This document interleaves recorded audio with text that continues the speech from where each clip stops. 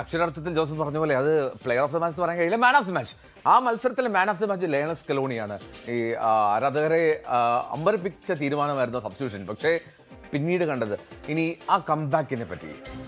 അർജന്റീനയുടെ ആരാധകർക്ക് ഒരു പക്ഷേ ഒരു പതിറ്റാണ്ടിൽ ഇത്രമാത്രം വലിയൊരു കംബാക്ക് കണ്ടിട്ടുണ്ടാവുമോ എന്ന് സംശയമാണ്. അർജന്റീന ലോകകപ്പ് ജയിച്ചു, പക്ഷേ അർജന്റീനയുടെ ഇത്തരത്തിലൊരു കംബാക്ക്, അസാധ്യമായിട്ടുള്ളൊരു കംബാക്ക്, അത് 2 ഗോളിന്റെ പിന്നിൽ നിന്ന ശേഷം, അത് മാത്രമല്ല ആ ഗോൾ നേടിയ ശേഷമുള്ള ഒരു അറ്റാക്ക്, ഗോൾ നേടിയ ശേഷമുള്ള ഒരു ഉണർവ്, അത് എങ്ങനെ സംഭവിച്ചു എന്ന് മനസ്സിലാക്കാൻ കഴിയുന്നില്ല ജോസഫ്.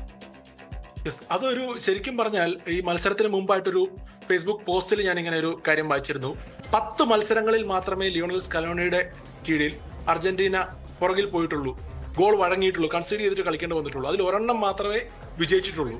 അപ്പോൾ അങ്ങനെയുള്ള ഒരു സാഹചര്യത്തിൽ നിന്നും ഒരു കംബാക്കിലൂടെ തിരിച്ചു പിടിക്കാൻ പറ്റുക, വിജയിക്കാൻ പറ്റുക എന്നുള്ളത് തന്നെയാണ് ഇത് സമീപകാലത്തെ അർജന്റീനയുടെ ഏറ്റവും മികച്ച കംബാക്ക് വിജയങ്ങളിൽ ഒന്നായി മാറുന്നത്. ശരിക്കും 2 മത്സരമല്ലേ വിജയിച്ചിട്ടുള്ളൂ, അപ്പോൾ അതിലൊരെണ്ണമാണ് എന്ന് എളുപ്പം വേണേ നമുക്ക് എഴുതള്ളാം. പക്ഷെ അങ്ങനെയല്ലല്ലോ.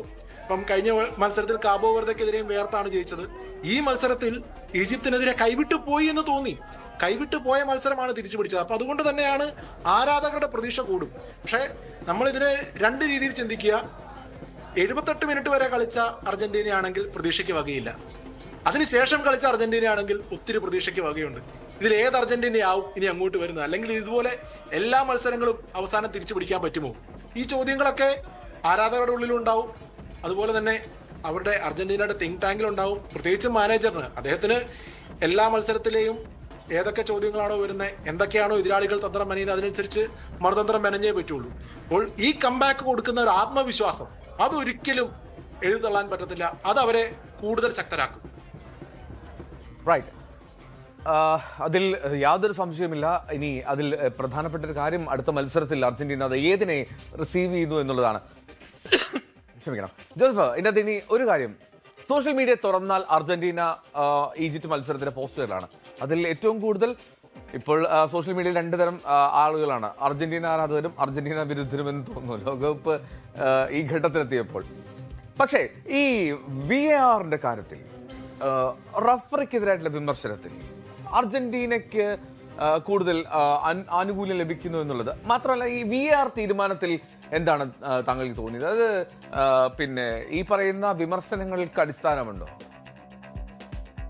അർജന്റീനയ്ക്ക് ഒരു സോഫ്റ്റ് കോർണർ റഫറിയിൽ നിന്ന് കിട്ടുന്നുണ്ടോ എന്ന് പൊതുവെ ഉള്ള ഒരു ചോദ്യം വരുമ്പോൾ ഉണ്ട് എന്ന് നമ്മൾ പലപ്പോഴും തോന്നിപ്പോകും. പക്ഷെ ഇന്നത്തെ VARന്റെ തീരുമാനങ്ങൾ നമ്മൾ ഇൻഡിപെൻഡന്റ് ആയി പരിശോധിക്കുകയാണെങ്കിൽ, പ്രത്യേകിച്ചും ആ VAR റോൾ ഔട്ട് ചെയ്ത ഒരു ഗോൾ നോക്കുകയാണെങ്കിൽ, അത് കൃത്യമായ തീരുമാനമാണ്. VARന്റെ നിയമങ്ങളിൽ ക്ലോസ് 6 പ്രകാരം എത്ര സമയം എടുത്താണെങ്കിലും കൃത്യമായ തീരുമാനം എടുക്കണം എന്നുള്ളതാണ്. എന്തേരം വേണമെങ്കിലും അതിന്റെ ബിൽഡപ്പ് ഫേസിൽ പുറകോട്ട് പോകാം, അല്ലാണ്ട് 10 സെക്കൻഡിലോ അല്ലെങ്കിൽ അതിന് മുമ്പത്തെ 2 പാസ് മാത്രമേ നോക്കാവുള്ളൂ, അങ്ങനെ ഒരു റെസ്ട്രിക്ഷൻ ഇല്ല. ബിൽഡപ്പ് ഫേസിൽ എവിടെയെങ്കിലും ഫൗൾ നടന്നിട്ടുണ്ടോ, ഹാൻഡ് ബോൾ നടന്നിട്ടുണ്ടോ, അതൊക്കെ ചെക്ക് ചെയ്യാം. അപ്പോൾ ബിൽഡപ്പ് ഫേസിൽ ഒരു ഫൗൾ കഴിഞ്ഞിട്ടാണ് പന്ത് കരസ്ഥമാക്കി പോയത്. ഈജിപ്തിന്റെ നിർഭാഗ്യം മാത്രം, കാരണം മനോഹരമായൊരു ഗോളായിരുന്നു. പക്ഷെ അത് റൂൾ ഔട്ട് ചെയ്തു. അപ്പോൾ അതിനെ നമ്മൾ നോക്കുകയാണെങ്കിൽ ആ റൂൾ ഔട്ട് ചെയ്ത തീരുമാനം ശരിയാണ്. അതിന് ഉപയോഗിച്ചത് കൃത്യമായ നിയമപരമായിട്ട് തന്നെയാണ് റൂൾ ഔട്ട് ചെയ്തത്. ഇനി രണ്ടാമത്തെ ഒരു ഇൻസിഡന്റ് എന്ന് പറഞ്ഞു കഴിഞ്ഞാൽ, ആ വിന്നിംഗ് ഗോളിന് മുമ്പായിട്ട് വന്നേക്കുന്ന മുഹമ്മദ് സലയുടെ ഒരു പെനാൽറ്റി ഇൻസിഡന്റ് ആണ്, അല്ലെങ്കിൽ ആ ഒരു ഫൗൾ ഇൻസിഡന്റ് ആണ്. എന്തുകൊണ്ടാണെന്നാ പിന്നെ അതേ മെഷറിൽ അതും നോക്കാത്തത് എന്നുള്ളത്. അവിടെ നോക്കുകയാണെങ്കിൽ സല ഡ്രിബിൾ ചെയ്യാൻ ശ്രമിക്കുമ്പോൾ ഒരു ടച്ച് കിട്ടുന്നുണ്ട് ഡിഫൻഡർ ഫെർണാണ്ടസിന്, ജേഴ്സി നമ്പർ 6 ലോട്ടാരോ മാർട്ടിനസ് അല്ലോ, മാർട്ടിനസിന് ഒരു ടച്ച് കിട്ടുന്നുണ്ട്. ആ ടച്ച് കിട്ടുന്നത് കൊണ്ട് തന്നെ അത് സലാക്ക് അദ്ദേഹത്തെ മറികടക്കാൻ പറ്റുന്നില്ല. പന്ത് ശരിക്കും അദ്ദേഹത്തിന്റെ കൺട്രോളിൽ നിന്ന് പോകുന്നു. അതിനുശേഷമാണ് കോണ്ടാക്ട് വന്നിട്ട് വീഴുന്നത്. അതുകൊണ്ടാണ് അത് ഫൗൾ കൊടുക്കാത്തത്. എന്തായാലും ആ ജേഴ്സി നമ്പർ 6ന്റെ ആ നിർണായകമായ ഇടപെടൽ അവിടെ ലിസാൻഡ്രോ മാർട്ടിനസിന് ആ ഒരു ഇടപെടൽ, അതുകൊണ്ടാണ് അവിടെ ആ ഒരു ഇൻസിഡന്റ് ഫൗള് പോലും അല്ലാതെ VAR എന്തായാലും അതിനിടയിൽ അത് സ്ലോ മോഷനിൽ പരിശോധിച്ചിട്ടുണ്ട്. പ്രത്യേകിച്ചും ഗോൾ വരുമ്പോൾ, അതിനുശേഷമുള്ള ഗോൾ വരുമ്പോൾ അത് അങ്ങനെയാണോ എന്നുള്ളത് അവർ പരിശോധിച്ചിട്ടുണ്ട്. അത് കഴിഞ്ഞിട്ടാണ് ആ തീരുമാനം വന്നേക്കുന്നത്. അപ്പോൾ 2 തീരുമാനത്തിലും മെറിറ്റ് കാണാൻ സാധിക്കും. പിന്നെ പൊതുവെ ഒരു സോഫ്റ്റ് കോർണർ ഉണ്ടോ എന്ന് ചോദിച്ചാൽ അത് തള്ളിക്കളയാനും പറ്റത്തില്ല. റൈറ്റ്, അതാണ് ജോസഫ്. ഇനി സ്വിറ്റ്സർലൻഡ് കൊളംബിയ മത്സരത്തിലേക്ക് കൂടി പോകാം. ആ മത്സരം അത് ഗോൾ രഹിതമാകുന്നു. നമ്മൾ പ്രതീക്ഷിച്ചതിലും അല്ലെങ്കിൽ പ്രവചനങ്ങൾക്കുമൊക്കെ അപ്പുറത്തേക്ക് സ്വിറ്റ്സർലൻഡ് കയറി പോകുന്ന ഒരു കാഴ്ച കണ്ടു. ക്വാർട്ടർ ഫൈനലിൽ അർജന്റീനയാണ് സ്വിറ്റ്സർലൻഡിനെ നേരിടേണ്ടി വരിക.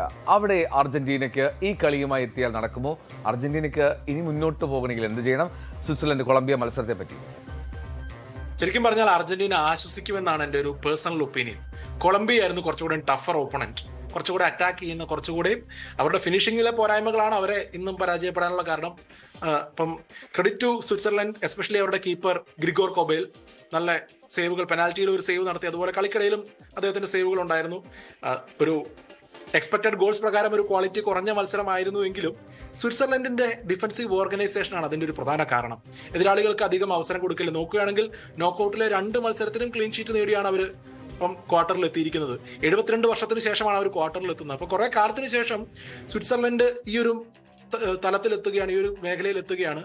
അപ്പോൾ അർജന്റീനയെ സംബന്ധിച്ചിടത്തോളം കിട്ടാവുന്ന എതിരാളികളെ വെച്ച് നോക്കുമ്പോൾ കുറച്ചുകൂടെ കാര്യങ്ങൾ എളുപ്പമായി എന്ന് വേണമെങ്കിൽ ഒരു തരത്തിൽ വിലയിരുത്താം. പിന്നെ സ്വിറ്റ്സർലൻഡിന്റെ ഡിഫൻസിനെ മറികടക്കാൻ, ഡിഫൻസീവായിട്ടൊരു ടീം കളിക്കുകയാണെങ്കിൽ അതിനെ മറികടക്കാനുള്ള മരുന്നൊക്കെ അർജന്റീനയ്ക്ക് ഉണ്ട് എന്ന് നമുക്കറിയാം. പക്ഷേ അത്രയ്ക്ക് ശക്തമായ അറ്റാക്കാണോ? ഇന്ന് മൻസാമ്പി ഇല്ലായിരുന്നു സ്വിറ്റ്സർലൻഡിന്റെ, ജോൻ മൻസാമ്പി എന്ന നമ്പർ 9 അവരുടെ ഈ ലോകകപ്പിലെ ടോപ്പ് സ്കോറർ ഇല്ലായിരുന്നു. അപ്പോൾ അതൊക്കെ അദ്ദേഹം തിരിച്ചു വരുമോ ഇല്ലയോ എന്നുള്ള ചോദ്യങ്ങളൊക്കെ ഉണ്ട്. അപ്പം കുറച്ചുകൂടെ കാര്യങ്ങൾ അർജന്റീനയ്ക്ക് അനുകൂലമായി എന്ന് വേണമെങ്കിൽ പറയാം. പക്ഷേ കളിക്കളത്തിലെ 90 മിനിറ്റ് തീരുമാനിക്കും. അതിനു മുമ്പ് നമുക്ക് ആനുകൂല്യമുണ്ട്, അഡ്വാൻറ്റേജ് ഉണ്ട് എന്ന് പറയുന്നതല്ലാതെ സ്വിറ്റ്സർലൻഡ് കൊളംബിയ മത്സരത്തിൽ അവർ എങ്ങനെ ജയിച്ചോ അതുപോലെ തന്നെ സ്വിറ്റ്സർലൻഡിനും ചെറിയ സാധ്യതകൾ ഇപ്പോഴും ഉണ്ട്. Right, thank you Joseph. എന്നാലും ജോസഫ് പറഞ്ഞ പോലെ ഒരു ആനുകൂല്യവും വെച്ചിട്ട് മത്സരം കാണാണ്ടിരിക്കരുത്, മത്സരം ആസ്വദിക്കാണ്ടിരിക്കരുത്. അർജന്റീനയ്ക്ക് അനായാസ ജയമായിരിക്കുമെന്ന് കരുതിയാണ് ഈജിപ്തിനെതിരെ അർജന്റീന ആരാധന. പക്ഷേ നെഞ്ച് ഇടിച്ച് ഒരു പക്ഷേ ചില സമയത്തൊക്കെ ഹൃദയം നിലച്ചു പോകുന്നു എന്നാണ് അർജന്റീന വാക്കുകൾ. അത്രമാത്രം ഭയപ്പെടുത്തി. കാരണം 2-0 ലീഡ് 78-ാം മിനിറ്റ് വരെ ഈജിപ്തിന്, പിന്നീട് അസാധ്യമായിട്ടുള്ള തിരിച്ചുവരവ്. മനോഹരമായിട്ടൊരു ഫുട്ബോൾ രാത്രിയാണ് കഴിഞ്ഞത്. ആ ആവേശമാണ് ഈ ലോകകപ്പിന്റെയും പ്രധാനപ്പെട്ട സന്തോഷവും. Thank you Joseph again for joining ഫുട്ബോളം.